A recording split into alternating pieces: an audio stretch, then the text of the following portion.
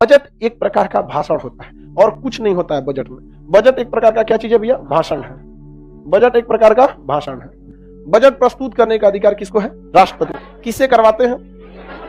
हाँ, वित्त मंत्री से बजट को प्रस्तुत करवाते हैं। समझ में आ गया? भाषण में क्या दिया जाता है कि आने वाले एक साल में, मतलब जो आगामी वर्ष है, इस आगामी वर्ष में सरकार के पास कुल कितने पैसे आने की संभावना है। जो पैसे आते हैं उसे हम रेवेन्यू कहते हैं। सरकारी पैसे को क्या कहते हैं? रेवेन्यू कहते हैं। यानी टोटल कितना राजस्व यानी पैसे को आना है एक साल में। अमूमन आपको भी अंदाजा लग जाता होगा कि आने वाले जनवरी महीने में आपको कितने पैसे आएंगे। आप लोग के भी घर वाले कभी एडमिशन लेना पड़ता होगा, कभी आप बीमार पड़ जाते होंगे या कोई फॉर्म भरना होता होगा, तो आपके घर वाले कुछ ज्यादा पैसे भेजते हैं। तो एक साल में कितना राजस्व की प्राप्ति होने वाली है, रेवेन्यू की प्राप्ति होने वाली है, और पूरे एक साल के दौरान कितना खर्च आएगा अलग अलग डिपार्टमेंट पे, ये पूरा का पूरा व्यय यानी एक्सपेंडिचर इसी भाषण में बताया जाता है। तो सबसे पहले रेवेन्यू बताया जाता है। तो आप सुने होंगे कि भाषण में कहा जाता है इस बार हम लोग का लक्ष्य है 20,000 करोड़ रुपया जीएसटी से कलेक्ट करने का, इनकम टैक्स से इतना कलेक्ट करने का, ट्रेन के टिकट में इतना आ जाएगा हम लोग का। सरकार एडवर्टाइजमेंट करवाती है, जैसे हाईवे वगैरह पे देखिएगा ना, तो क्या होता है, प्रचार दिया रहता है, किसी टायर का प्रचार दिया जाएगा, कोई रेस्टोरेंट का देगा।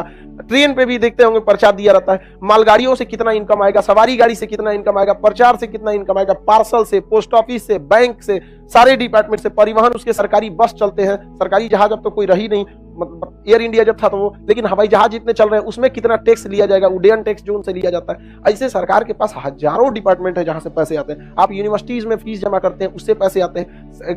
बिना हेलमेट वगैरह अगर गाड़ी चला देते हैं तो उसमें चालान काट दिया जाता है, उससे पैसे आते हैं। आप बताइए, कभी कभी तो वित्त मंत्री हमें निर्मला सीतारमण एक बार चक्कर आ गया था, बैठ गई थी, पिछली बार हुआ था। तो महिला है, कितना बोलेंगी यहाँ पर। अब हम लोग कितना क्लास लेने का आदत थोड़ी है उनको।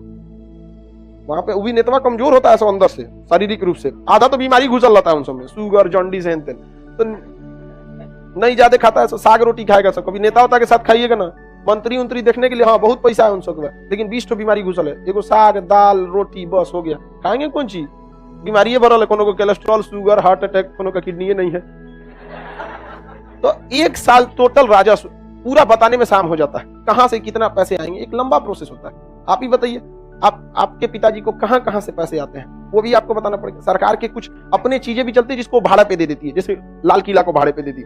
बहुत सारे रेलवे स्टेशन है, वहां पे आप चाय बेचिएगा, कैंटीन बेचिएगा, तो सरकारी उस पर टोकन नंबर लिखा रहता है कि नहीं रहता है। उसके हिसाब से भी क्या होता है, सरकार को पैसे का पता चलता है। सरकार बहुत सारे कर्ज को भी लिए रहती है, तो बताती है कि हम 20,000 करोड़ रुपए का जापान से सॉफ्ट लोन लेंगे या कहीं और से लोन लेंगे। इसके अलावा सरकार ये भी बताती है कि विनिवेश द्वारा भी हम पैसे लाएंगे, जैसे 20,000 करोड़ में टाटा को जहाज को बेच दो, किसी रेलवे स्टेशन को बेच दो, कोई चीज घाटे में चल रहा है तो उसे क्या कर दो, बेच दो। इससे सरकार को एक लंबा चौड़ा खर्च रेवेन्यू आती है। अगर आपको बोला जाए कि लिखिए, तो आपको कम से कम एक दिन लग जाएगा सोच के लिखने में, क्योंकि शिक्षा क्षेत्र में कितना आएगा, परिवहन के क्षेत्र में कितना आएगा, स्वास्थ्य के क्षेत्र में, आप हॉस्पिटल में जाते हैं तो आप भी वहां पे भले स्वास्थ्य क्षेत्र में आपके योगदान का कुछ नहीं रहता है, लेकिन सरकार का ही रहता है। लेकिन ऐसा भी नहीं है, MRI मशीन है, बाहर कराएंगे 3,000, अंदर कराएंगे 400, पता है कि नहीं, एक्सरे कराएंगे सस्ता। तो सरकार तो एक ही बार ना मशीन खरीदी, बार बार जो पैसा आ रहा है उस